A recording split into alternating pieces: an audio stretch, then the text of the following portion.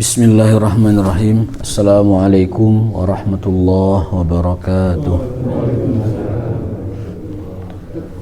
Alhamdulillahirabbil alamin wa bihi nasta'inu ala umuri dunya waddin. Asyhadu an la ilaha illallah wahdahu la syarikalah wa asyhadu anna Muhammadan abduhu wa rasuluhu wa la nabiyya ba'dah. Addal amanah wa ballagha risalah wa nasahal ummah wa jahada fillahi haqqa jihadi hatta atahul yaqin. Tarakana alal mahajjatil bayda lailuha kanahariha la yazigu anha illa halik. Allahumma fassalli wa sallim ala nabiyyina Muhammadin sayyidil awwalin wal akhirin arsalahullahu rahmatan lil alamin wa ala alihi wa ashabihi wa man sara ala nahjihi ila yaumiddin. Allahumma subhanaka la ilma lana illa ma 'allamtana wa 'allimna ma yanfa'una wa zidna ilman. Allahumma rabbana atina fid dunya hasanah wa fil akhirati hasanah wa qina adzabannar. Amin ya rabbal alamin.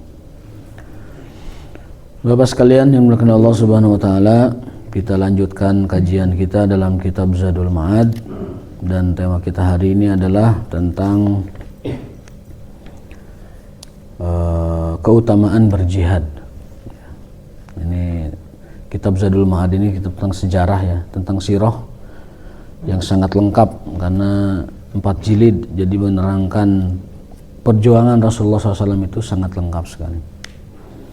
Namun sebelum kita mulai membacakan ayat-ayat atau hadis-hadis berkenaan dengan keutamaan berjihad, saya akan sampaikan dulu muqaddimah tentang fiqhul jihad. Jihad secara bahasa adalah jahada yujahidu jihadan wa mujahadatan. Artinya bersungguh-sungguh.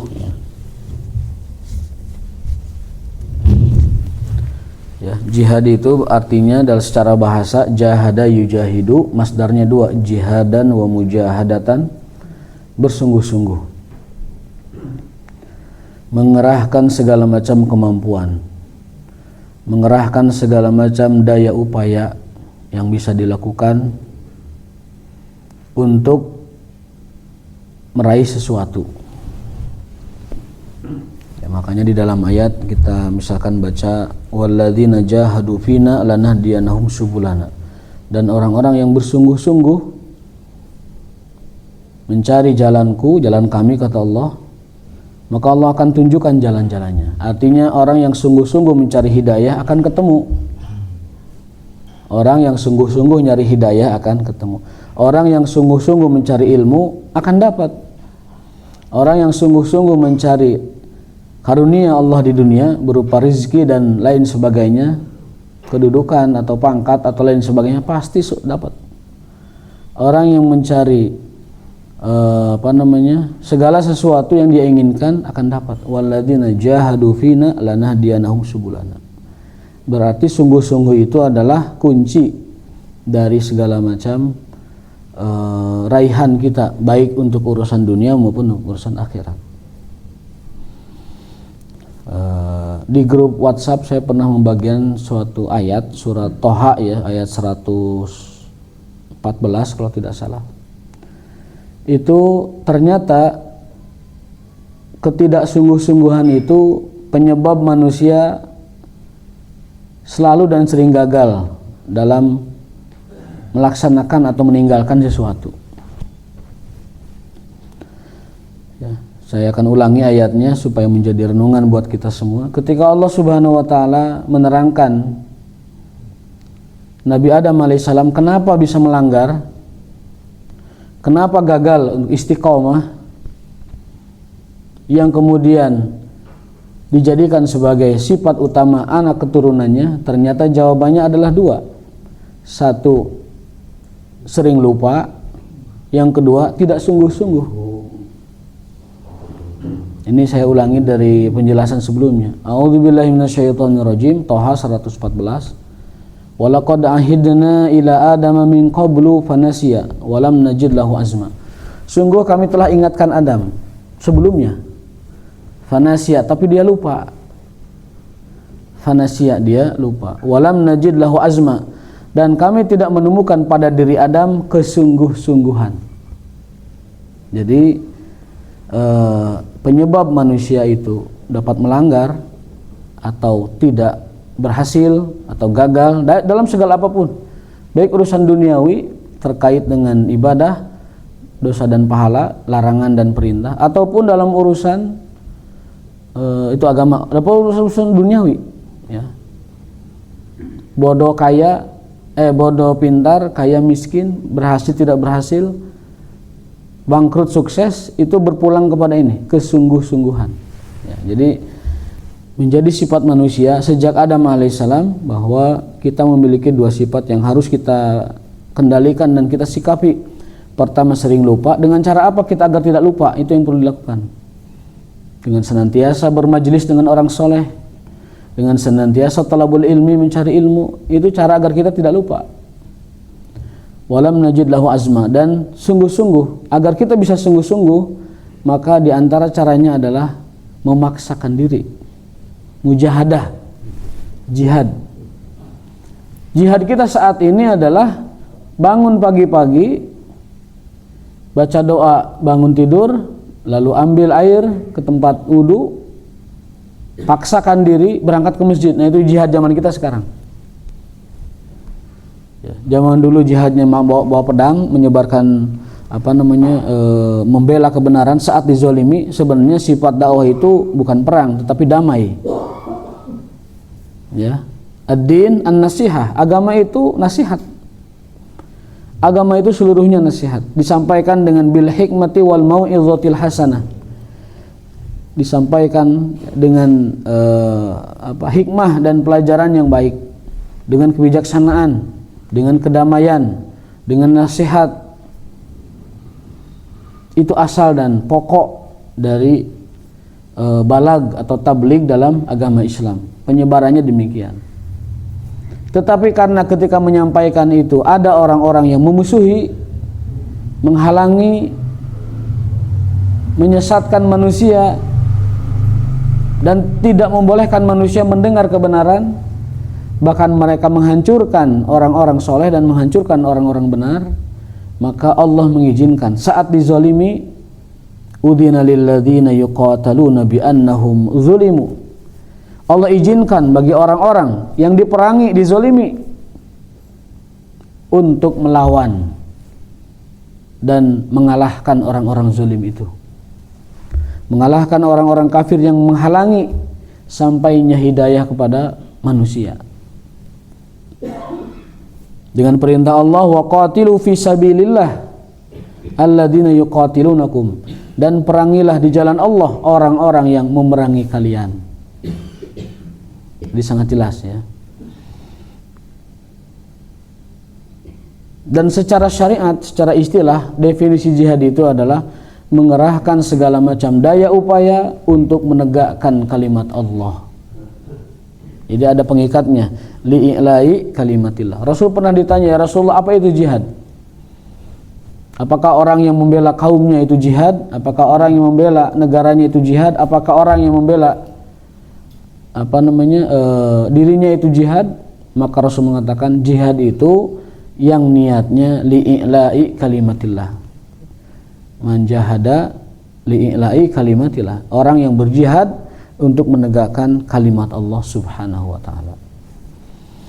Adapun ketika niat berjihad menegakkan kalimat Allah, ada tujuan-tujuan sampingan yang sifatnya itu bukan asasi, bukan utama, itu diperbolehkan. Itu yang disebut oleh para ulama sebagai ziyadatul fadli, tambahan keutamaan.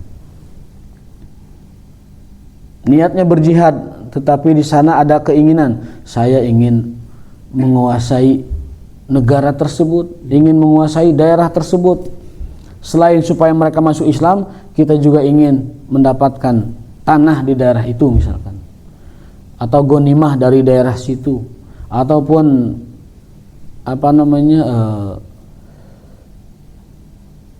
hal-hal yang dapat kita ambil dari negara-negara yang dikalahkan oleh perang. Itu tambahan kebaikan, ya, hukumnya boleh, tapi tidak boleh utama. Jadi di dalam melaksanakan sesuatu itu ada yang niat utama, ada niat tambahan. niat tambahan ini dibolehkan, dan namanya ziyadatul ihsan atau ziyadatul al-fadli.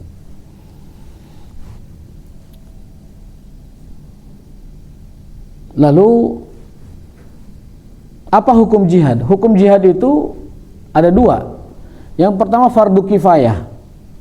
Kapan jihad fardu kifayah? Ketika jihad tidak dalam kondisi yang mendesak. Fardu kifayah artinya negara punya tentara, negara punya kebijakan kapan melakukan jihad dan kapan tidak melakukan jihad. Itu di situ fardu kifayah. Lalu yang kedua hukumnya fardu ain. Kapan jihad menjadi fardu ain? Jihad menjadi fardu ain dalam dua kondisi. Yang pertama, idza shalal aduwu, ketika musuh menyerang kampung kita, daerah kita, negara kita. Maka saat itu jihad menjadi fardu ain.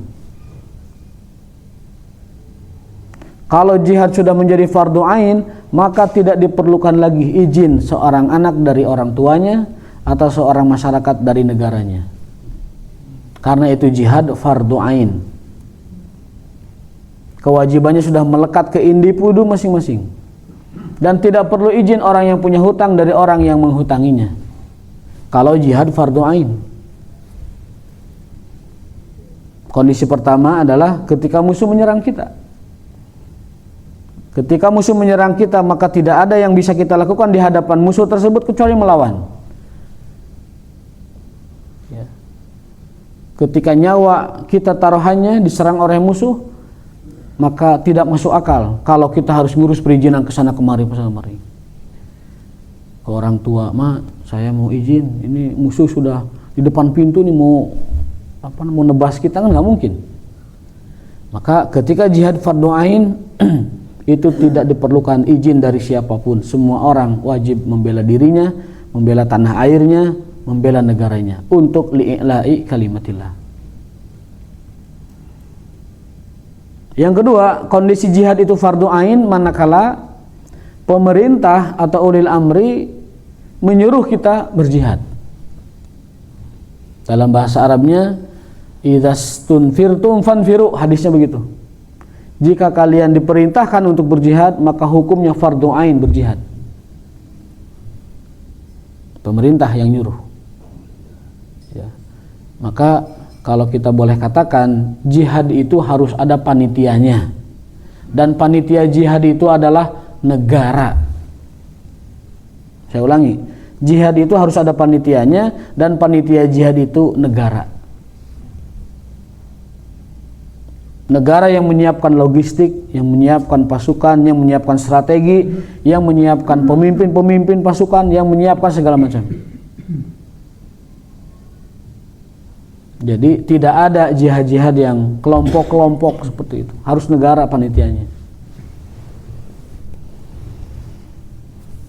Itu kalau fardu ain. Ya. Kalau fardu ain yang pertama ketika diserang musuh, itu wajib melawan. Fardu ain yang kedua ketika diperintahkan oleh negara atau pemimpin, kita berjihad. Itu hukum jihad. Jadi ada fardu kifayah ketika kondisi biasa-biasa saja. Yang kedua ada fardu ain ketika kondisi kita diserang atau diperintahkan oleh negara untuk angkat senjata, berjihad. Sesuai dengan kaidah Ahlussunnah wal Jamaah dalam kitab Aqidah Tahawiyah, wal hajju wal jihadu madiyani ila qiyami saati ma'a imamin fajirin am salihin. Bahwa jihad dan haji adalah dua ibadah yang diselenggarakan oleh pemerintah kaum muslimin sampai hari kiamat. Baik pemerintah itu zalim atau pemerintah itu baik, adil ya. Jadi dua ibadah itu mah wajib diselenggarakan oleh pemimpin kaum muslimin. Nah, sekarang kita akan membacakan beberapa ayat tentang keutamaan dari berjihad. Ya, ini supaya runtut kajian kita ya. Kebetulan lagi babnya bab itu ya. 6. Yang pertama adalah surat Shaf ayat 10 sampai 12. A'udzubillahi minasyaitonirrajim. Ya ayyuhalladzina amanu hal adullukum ala tijaratin tunjikum min adzabin alim. Wahai orang-orang yang beriman, maukah aku tunjukkan kepada sebuah perniagaan yang dapat menyelamatkan kalian dari azab yang pedih? Tu'minuna billahi wa rasulih. Yang pertama, kalian beriman kepada Allah dan Rasulnya. Wa tujahiduna fi sabilillahi bi amwalikum wa anfusikum, dan kalian berjihad di jalan Allah dengan harta dan jiwa kalian. Dzalikum khairul lakum in kuntum ta'lamun. Itu lebih baik bagi kalian jika kalian mengetahui. Apa manfaatnya dari berjihad? Yang pertama, yaghfir lakum dzunubakum. Allah ampuni dosa-dosa kalian.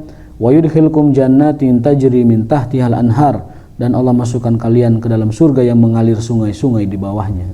Wa masakin thayyibatan, dan tempat-tempat tinggal di surga yang baik, yang indah. Fi jannati adnin, di surga Aden.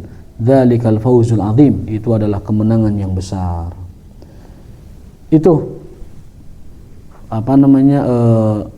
manfaat ataupun faidah ataupun kemenangan hikmah ya, jihad secara ukhrawi di akhirat nanti.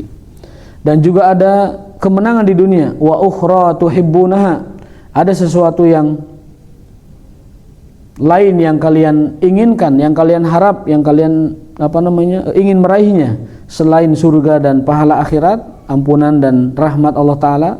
Ada yang kalian cari selain itu. Wa ukhra tuhibbunaha, di dunia. Apa itu? Nasrum minallah wa fathun qarib, kemenangan dari Allah dan juga ghanimah.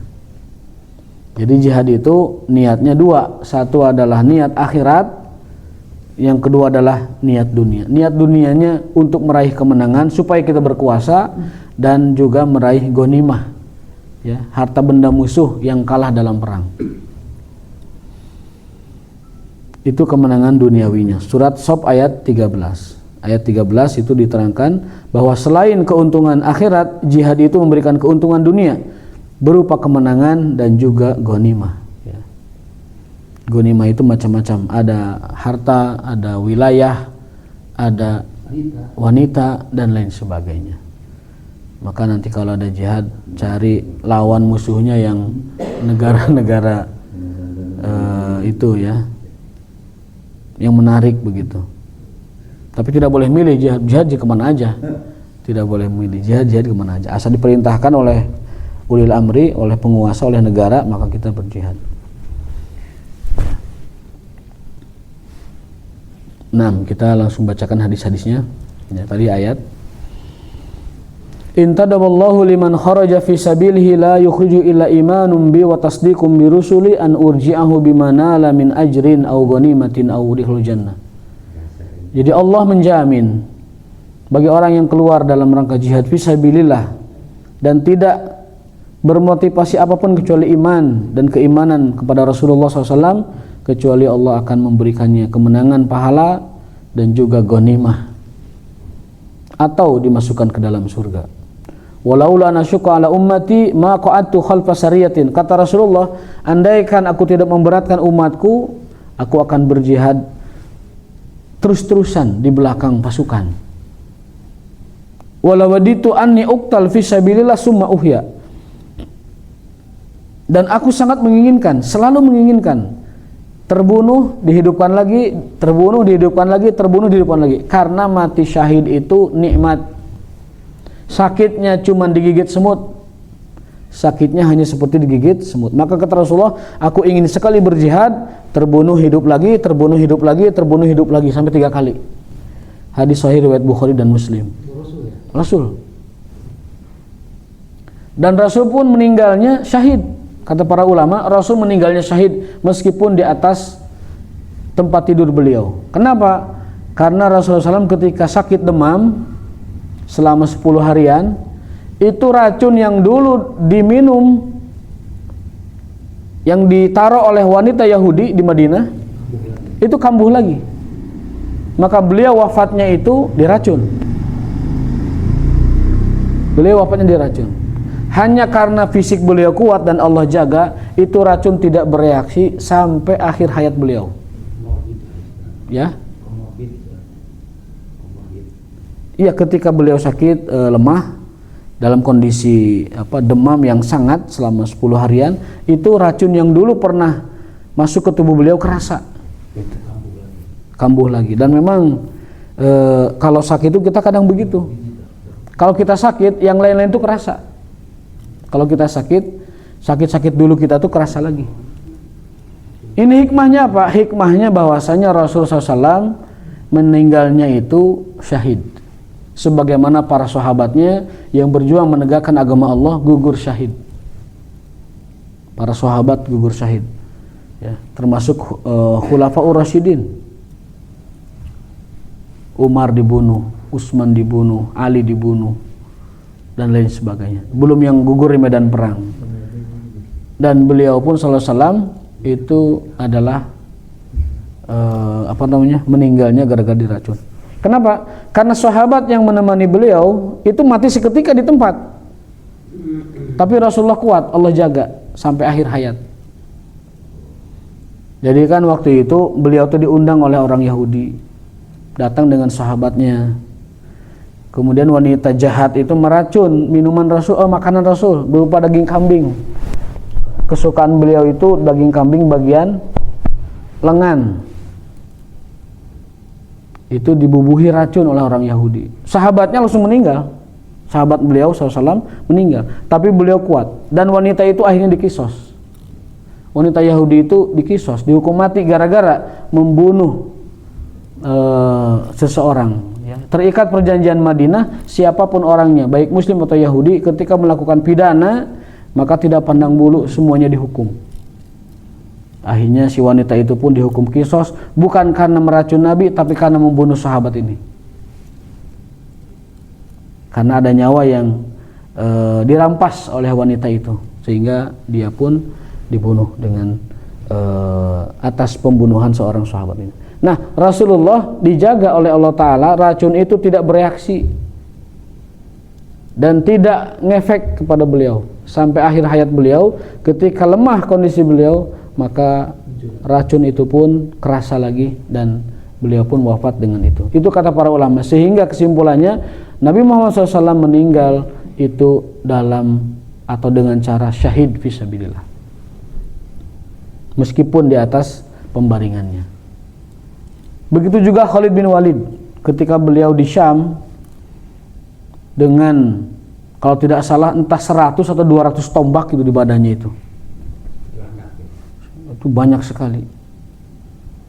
Kemudian sakit dan meninggal dunia. Meninggal dunianya bukan dalam keadaan perang.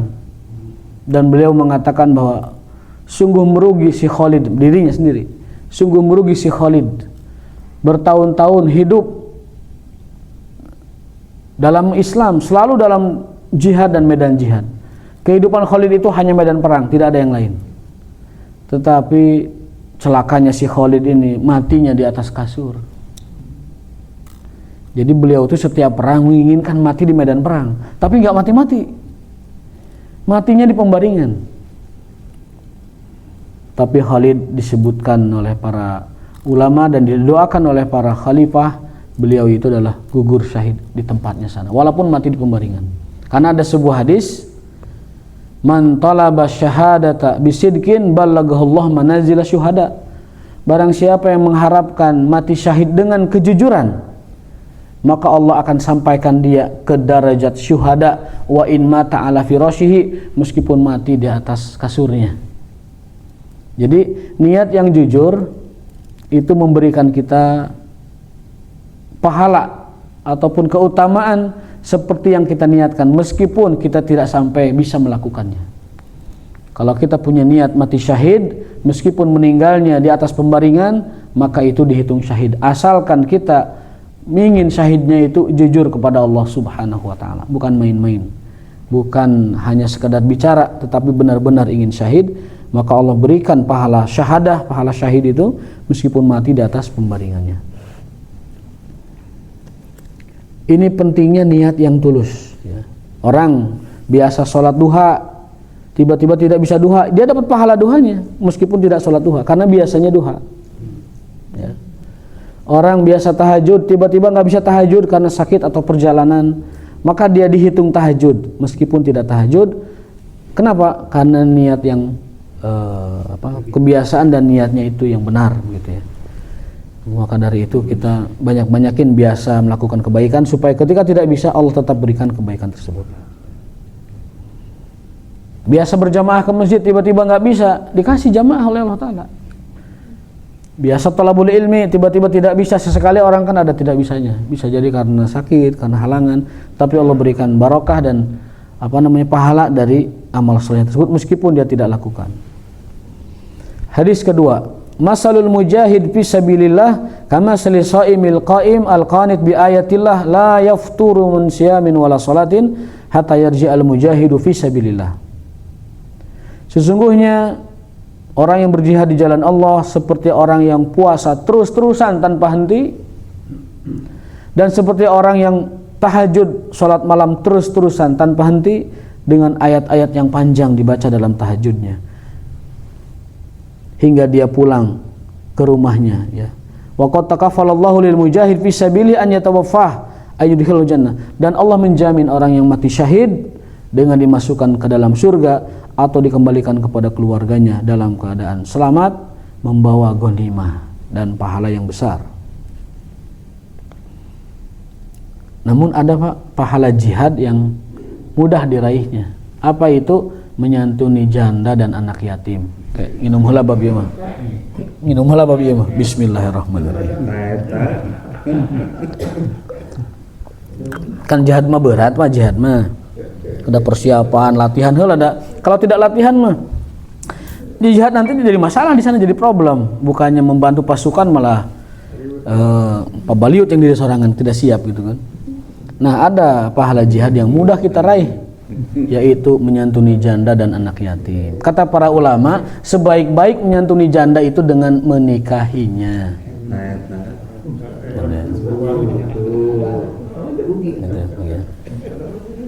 Di dalam hadis beliau, hadis sahih, lalawara ya, hadis sahih ya.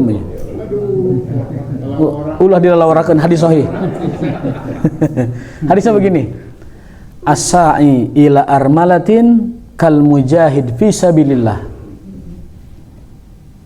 Orang as-sa'i ilal aramil wal aitam, orang yang menyantuni janda dan anak yatim, kal mujahid fi sabilillah, seperti orang yang berjihad fi sabilillah, yang malamnya tahajud terus dan siangnya puasa terus.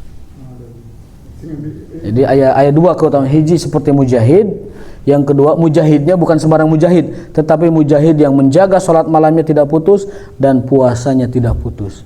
Siapa mereka? Yang menyantuni. Nah itu. Ya. As-sa'i ila armalatin, orang menyantuni janda dan anak yatim, seperti orang berjihad fisabilillah yang malamnya tahajud dan siangnya puasa. Lalu ada yang mengatakan, "Iya janda tua." Tidak ada keterangan janda tua, janda muda, semuanya. Semuanya, ya. Di hadis itu tidak ada keterangan tua mudanya. Yang ada hanya as-sa'i ila armalatin, orang yang menyantuni armalah. Armalah itu la zaujalaha, orang wanita yang tidak punya suami, disantuni. Wal aitam, dan orang yang mensponsori atau menyantuni aitam, anak-anak yatim. Kal mujahid fi sabilillah, seperti orang yang berjihad fi sabilillah. Ya, itu jihad yang paling mudah, yang paling gampang, tetapi membutuhkan memang modal ya. Ya, jihad perang juga butuh modal, kan bawa senjata, bawa logistik, bawa segala macam. Ya. Ada jihad yang lebih mudah, tetapi tetap perlu modal juga. Menyantuni janda tidak mungkin tanpa modal. Ya. Dan sebaik-baik menyantuni kata para ulama adalah dengan menikahinya. Mudah-mudahan diberikan kemudahan oleh Allah Ta'ala untuk melakukan jihad yang gampang ini ya. Jihad yang gampang ini berupa menyantuni para janda dan juga anak yatim. Lalu dipaus oleh ibu-ibu, saat ayah menyantuni kan tidak mesti menikahinya. Iya, tapi saya sampaikan kata ulama, menyantuni itu yang paling baik, yang paling tinggi derajatnya menyantuni itu menikahinya. Kalau untuk janda, ibu-ibu cemburu. Ya. Protesnya tuh menyantuni itu menafkahi dan membantu. Iya betul, tapi puncak dari membantu dan menyantuni itu adalah menikahinya. Menikah itu kita bukan hanya menyantuni, bukan hanya menafkahi, tapi melindungi dan menjaga dia siang dan malam. Menyantuni itu dengan menikahi, menjaga dia siang dan malam. Gitu. Ya, menjaga siang dan malam itu termasuk itu gitu. Gitu. Ya, nginum lah bismillah gitu. Alhamdulillah. Baik. Berikutnya hadis yang ketiga, godautun fi sabilillah au rauhatun khairum minad dunya wa ma fiha. Pergi berjalan di pagi hari di jalan Allah dalam arti jihad. Wa rauhatun, dan sore hari adalah lebih baik daripada dunia dan isinya. Ya, pergi dalam jalan Allah. Jadi kalau ada lafaz sabilillah di dalam ayat atau hadis, selama tidak ada qarinah atau variabel perubah maknanya, maka itu haruslah dimaknai dan diartikan artinya adalah jihad. Kalau kita menemukan lafaz sabilillah baik dalam ayat atau dalam hadis dan tidak ada variabel, tidak ada qarinah dalam bahasa Arabnya itu yang membelokkan maknanya ke makna lain, maka sabilillah mestilah diartikan jihad, bukan yang lain. Ya, kecuali ada variabelnya. Contoh, man kharaja fi talabil ilmi fahuwa fi sabilillah. Barang siapa yang keluar rumahnya mencari ilmu, dia ada di jalan Allah SWT, berjihad jalan Allah. Fi sabilillah. Jadi orang yang keluar dari rumahnya ini talabul ilmi, dia ada dalam jihad fi sabilillah. Hatta yarji'a, sampai dia pulang ke rumahnya. Artinya kalau orang pergi mencari ilmu dari rumah ke sini, misalkan niat talabul ilmi, lalu di tengah jalan la qadarullah meninggal dunia, maka dia dicatat sebagai syuhada, sebagai orang yang gugur di medan jihad fisabilillah. Misalkan berangkat dari mana gitu ke sini, naik motor, motornya tersandung dan meninggal, maka itu jihad fisabilillah. Ustaz dan ini juga marbot fisabilillah. Ya. Ustaz marbot karena Allah. Ya kalau dalam rangka fisabilillah, dia menyebarkan ilmu, dia menyebarkan lain sebagainya. Artinya begini, kalau orang yang talabul ilmi saja dihitung jihad fisabilillah, apalagi yang menyampaikannya? Apalagi yang menyampaikannya? Jadi mereka ada di dalam jihad fisabilillah. Karena jihad fisabilillah yang dimaksud dengan melawan musuh, sekarang musuhnya tidak ada, kecuali yang di Palestina mungkin. Yang kedua, itu ibadah jihad yang sangat berat. Maka carilah jihad-jihad yang sama dengan pahala itu, keutamaannya Allah berikan sama dengan itu, tetapi dengan amal ibadah yang lebih ringan. Ya. Seperti tadi, menyantuni armalah dan menyantuni yatim, talabul ilmi seperti ini. Dan juga duduk sabar mendengarkan ilmu itu juga jihad. Kata Mu'adz bin Jabal radhiyallahu taala anhu, talabul ilmi itu duduknya itu, sabarnya itu jihad. Dan waktu yang berlalunya itu ada sebuah ibadah. Kemudian duduknya itu sebuah keberkahan. Ya. Maka dengan begitu kita duduk di sini 1 jam atau 40 menit, kita mendapatkan ibadah, kita mendapatkan jihadnya, kita mendapatkan barokahnya, keberkahannya, dan plus mendapatkan ilmunya. Kadang-kadang ayat tambahan deui sanggup koneng sekali-kali. Jadi 5 atau menang orang teh, jihadna menang, ibadahna menang, barokahna menang, ilmuna menang. Kadang-kadang sesekali sok aya. Nah, gitu. Jadi kita dapat banyak di masjid ini. Ilmu untuk memperbaiki kualitas ibadah kita, jihad untuk menjamin kita di surga, barokah untuk memperbaiki keluarga dan diri kita sendiri serta waktu kita, kemudian ilmu tadi tentunya untuk kebaikan kita dunia dan akhirat. Hadis keempat, inna fil jannati mi'ata darajatin a'addahallahu lil mujahidin fi sabilillah ma baina kulli darajataini kama baina as-sama'i wal ard. Sesungguhnya surga itu punya 100 derajat, 100 tingkat. Surga itu ada 100 tingkat. Allah sediakan untuk para mujahid fi sabilillah. Ma baina kulli darajataini kama baina as-sama'i wal ard. Setiap tingkat itu jaraknya sejauh langit dan bumi. Jadi surga itu ada 100 tingkatan. Setiap 2 tingkatan jaraknya itu sejauh langit dan bumi. Luas sekali ya. Kalau neraka kan diterangkan, neraka itu dalamnya, jurang neraka itu dalamnya. Kalau kita melempar wadah ini, nyampainya itu 70 tahun. 70 tahun nyampainya itu. Jerok sekali lubang neraka itu. La haula wala quwwata. Beratnya. Jadi sebagaimana itu surga juga punya 100 derajat dan derajat yang 2 derajat itu jaraknya seperti jauhnya langit dan bumi. Langit itu ada 7. Ini langit yang kita tinggali, langit dunia. Nanti ada kedua, ketiga, keempat, kelima, keenam, ketujuh. Setelah 7 itu arsy, kemudian kursi dan seterusnya. Fa idza sa'altumullaha fas'alul firdaus. Ini hadis motivasi, kalau kita berdoa kepada Allah sekalian nupang hadena. Kalau kita minta kepada Allah sekalian yang paling tinggi dan paling bagus dalam segala apapun. Fa idza sa'altumullah fas'alul firdaus. Kalau kamu memang minta surga kepada Allah, mintalah surga firdaus.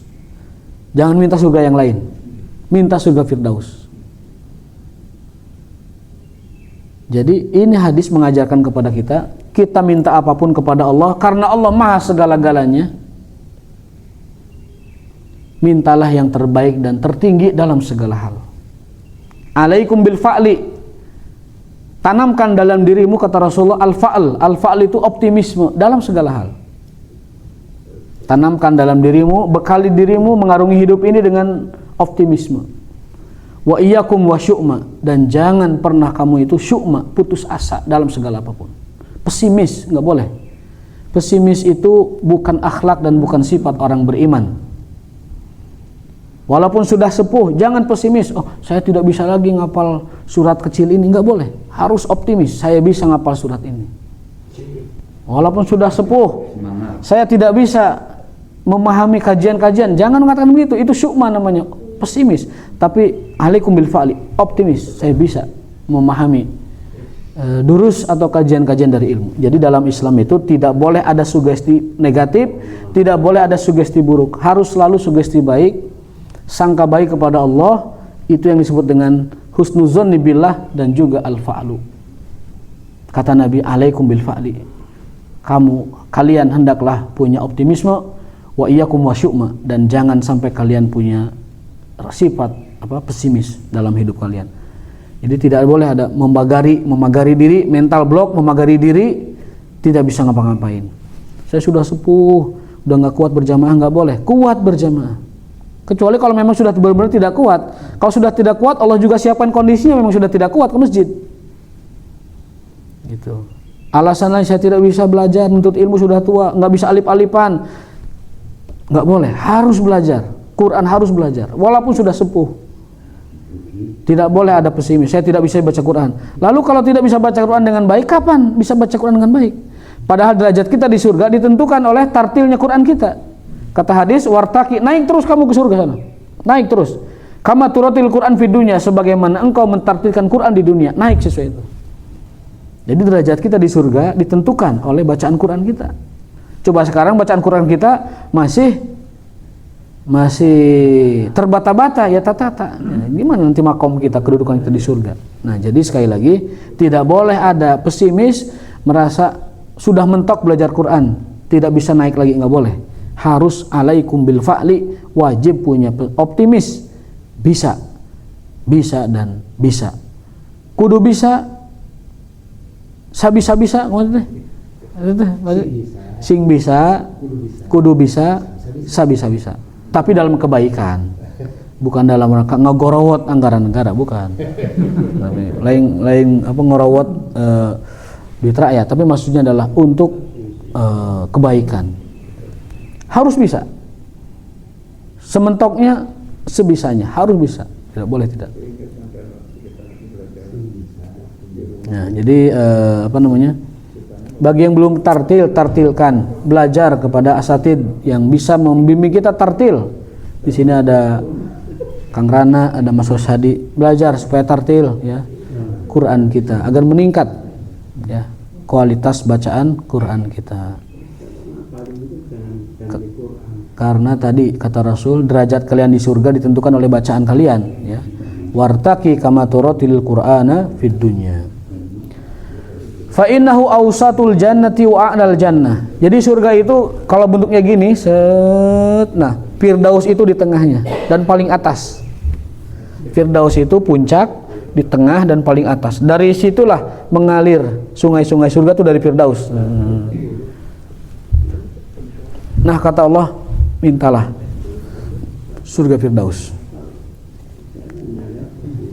Jadi mun kita ngadoa minta dunia sekalipun, itu mintalah yang paling terbaik agar menjadi sugesti optimis buat kita. Termasuk juga akhirat. Kalau kalian minta akhirat, minta yang terbaik di akhirat itu apa? Firdaus. Minta Firdaus. Fa idza sa'altumullah fas'alul firdaus. Fa innahu awsatul jannati wa 'alal jannah. Karena Firdaus itu berada di tengah dan paling puncak surga, ya. Wa fawqahu arsyur rahman. Setelah surga Firdaus itu arasnya Ar-Rahman, Allah Subhanahu wa taala. Wa minhu tufajjaru anharul jannah. Dari surga Firdaus itulah sungai-sungai surga mengalir, dari puncaknya dari Firdaus. Nah, Bapak sekalian, ada yang lebih ringan untuk kita masuk surga dan dihitung sebagai syuhada, wajib masuk surga tanpa kita menyantuni janda, bukan pakai modal, tanpa kita menyantuni yatim. Ada yang paling mudah yang kita bisa lakukan untuk meraih wajabatul jannah itu. Apa itu? Wa qala li Abi Sa'idin man radiya billahi rabban wa bil islami dinan wa bi Muhammadin rasulan. Ada sebuah keterangan, barang siapa yang membaca raditu billahi rabba wa bil islami dina wa bi Muhammadin nabiyan wa rasul. Di hadis ini wa bi Muhammadin rasula, tanpa nabi, ya, tanpa kata nabi, wajabat lahul jannah, maka wajib baginya untuk masuk ke dalam surga, ya.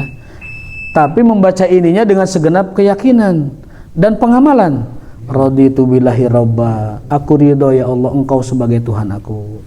Wabil islami dina, dan Islam sebagai agamaku. Wabi Muhammadin rasulan, dan Nabi Muhammad sebagai rasulku. Dihayati, diyakini, diimani dan diamalkan. Ya. Kalau kita melakukan tadi raditu billahi rabba, wajabat lahul jannah, maka baginya wajib mendapatkan surga, ya. Oh mangga, eta mah doa ti SDG dibaca ke urang. Ngan tadi penghayatan dan pendalamannya, pengamalannya itu butuh mujahadah, butuh jihad. Raditu billahi rabba wa bil islami dina wa bi Muhammadin nabiyya wa rasula. Daripada ngurus janda teu boga duitna, ngurus yatim teu boga modalna, tos we raditu billahi rabba wa bil islami dina wa bi Muhammadin nabiyya wa rasula. Pengamalan, iya, betul, pengamalan.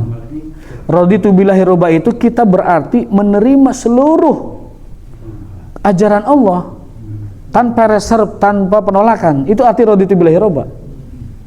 Wabil islami dina, kita menerima seluruh ajaran Islam tanpa penolakan. Wabi Muhammadin nabi wa rasul, dan menerima syariat Muhammad tanpa penolakan sedikit pun dan tanpa pembangkangan sedikit pun. Pengamalannya kan susah itu. Raditu billahi rabba masih bergelimang dengan riba. Wabil islami dina masih bergelimang dengan sidina. Wabi Muhammadin nabi wa rasula masih berhubungan dengan hal-hal yang tidak sesuai dengan itu. Nah, kalau kita membaca raditu billahi rabba dengan segenap keyakinan dan kebersihan diri, maka kata Rasul, wajabat lahul jannah, wajib baginya mendapatkan surga. Mudah-mudahan Allah Ta'ala memberikan kita kemudahan untuk mengamalkan apa yang sering kita baca tersebut dalam kehidupan sehari-hari.